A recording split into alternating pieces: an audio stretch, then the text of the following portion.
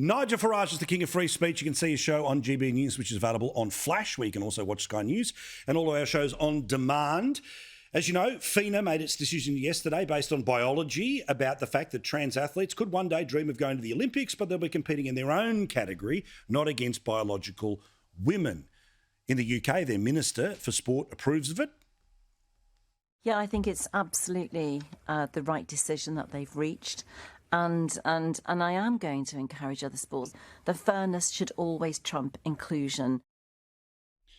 You can sit above the microphone, but okay.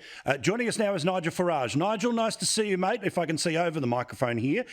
So help us out. What are your thoughts on the decision?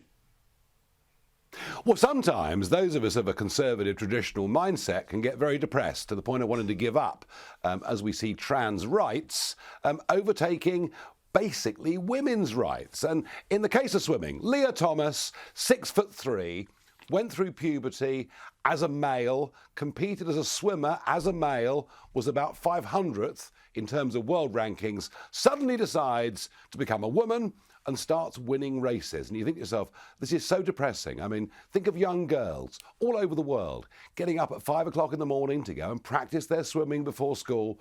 What's the point?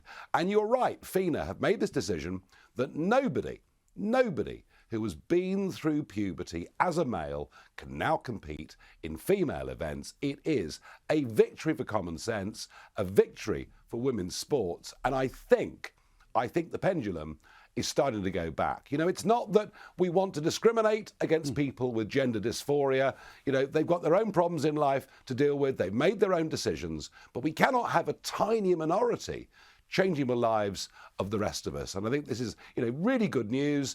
Overnight, we've heard that Sebastian Coe of the International Olympic Committee is thinking of the same thing for the Olympics.